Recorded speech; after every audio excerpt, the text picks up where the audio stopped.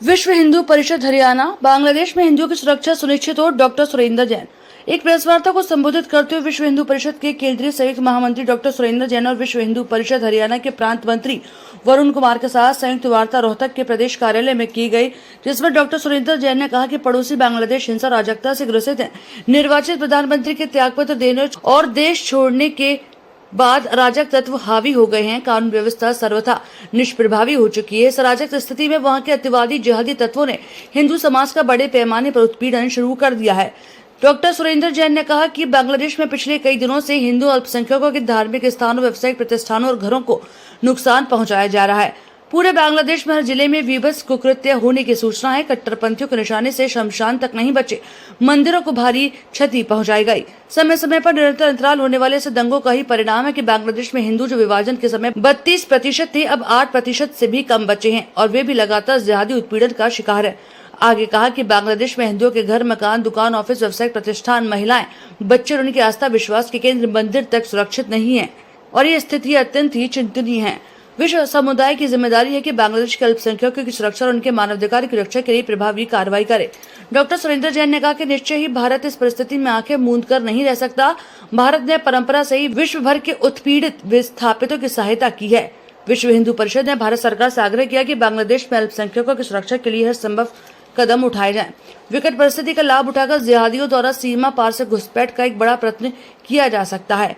वरुण कुमार ने कहा कि हमारी कामना है कि बांग्लादेश में अतिशीघ्र लोकतंत्र और धर्मनिरपेक्ष सरकार पुनः स्थापित हो, वहाँ के अल्पसंख्यक समाज को मानवाधिकार मिले और बांग्लादेश की निरंतर हो रही आर्थिक प्रगति में कोई भी बाधा न आए। भारत का हिंदू समाज और सरकार इस विषय में निरंतर बांग्लादेश के सहयोगी बने रहेंगे। इससे स्थिति स्पष्ट होती है कि कट्टरपंथी इस्लाम के सामने पूरी दुनिया किस प्रकार से त्रस्त है। अमेरिका शरण देने को तैयार नहीं है शेख हसीना, उसका वीजा कैंसिल कर दिया है। ब्रिटेन मना कर रहा है क्योंकि इन सबको यह खतरा है कि उनके देशों में रहने वाले इस्लामिक कट्टरपंथी वहां कोई ना कोई उपद्रव निर्माण करेंगे और ब्रिटेन तो त्रस्त पहले से है, वो अपनी मुसीबतें और नहीं बढ़ाना चाहता। अभी तक वो भारत नहीं है और ये भारत का हमेशा का इतिहास है। जिसने भी शरण मांगी है हमने उसको शरण दी है।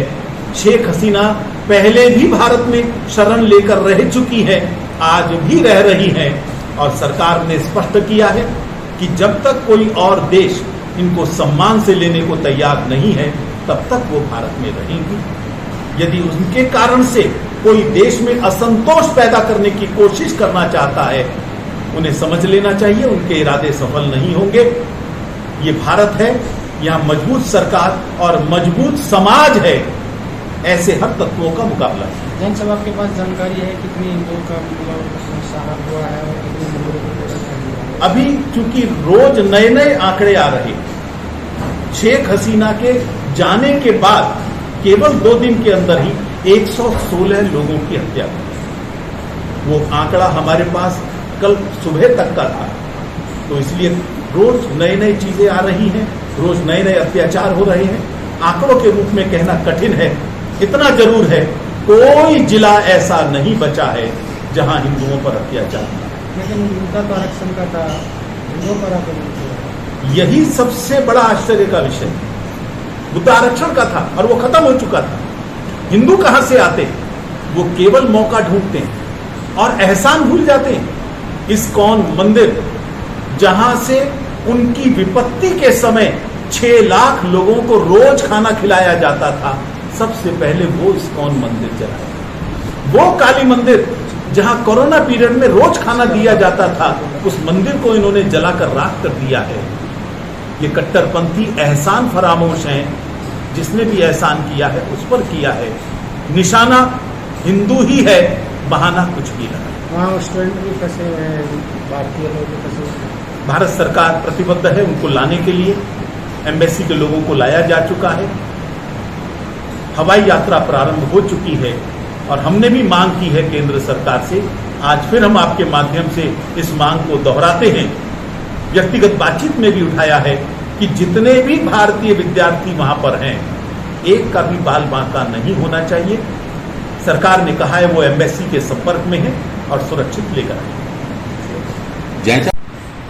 बांग्लादेशी घुसपैठिया और रोहिंग्या, ये भारत की प्रगति के लिए भारत में नहीं आया, भारत के विकास में सहयोग देने के लिए नहीं आया। हम सबको मालूम है नूह की घटनाओं में भी रोहिंग्याओं का कितना बड़ा हाथ।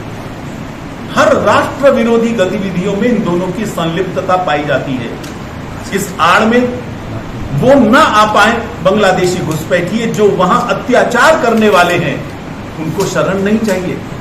वो षड्यंत्र के अंतर्गत आना चाहते हैं, उन पर सरकार को रोक लगानी चाहिए। दुर्भाग्य है कुछ लोग सेकुलरिज्म की आड़ में अपना वोट बैंक बनाने के लिए उनको हर तरह का प्रश्रय देने की कोशिश करते हैं। ममता जी ने कहा था जितने भी आएंगे मैं लूंगी, वो कौन होती है लेने वाली? दिल्ली की सरकार का हमको पता ही है किस प्रकार रोहिंग्याओं को अपना अतिथि बनाकर उन्होंने रखा हुआ है, और ये इनको ही भारी पड़ेगा। इसलिए इनको राष्ट्रहित का विचार करना चाहिए, केवल वोट बैंक का। जैसा आपने हिंदुओं के घटते प्रतिशत की बात करी, ये अभी की समस्या नहीं है, ये पहले से चलता आ रहा है और हालात सामान्य होने के बाद भी वहां क्या ये चलेगा? अगर नहीं चलेगा तो केंद्र सरकार को क्या कदम उठाने चाहिए और आप लोग इस पर क्या? आपने बिल्कुल सही कहा है। जिस समय से पाकिस्तान बना है उसी समय से वहां पर हिंदुओं पर बर्बर अत्याचार हुआ है। 1971 में जब बांग्लादेश का जन्म हुआ था तब बंगाली मुसलमान के साथ साथ बंगाली हिंदू भी उन पाकिस्तानियों के निशाने पर था, रजाकारों के भी निशाने पर था। आज तो वास्तव में हिंदू का वहां रहना दूभर हो रहा है, और जब तक बांग्लादेश का चरित्र इस्लामिक राष्ट्र के रूप में रहेगा तब तक बांग्लादेश में हिंदुओं के साथ और अल्पसंख्यकों के साथ यही अत्याचार है। बड़ी संख्या में ये लोग भारत आना चाहते हैं, और कहां जाएंगे? उन सबको बसाने की व्यवस्था हमें करनी चाहिए, और एक सामाजिक संगठन के नाते हम अपनी जिम्मेदारी उठाने के लिए तैयार हैं।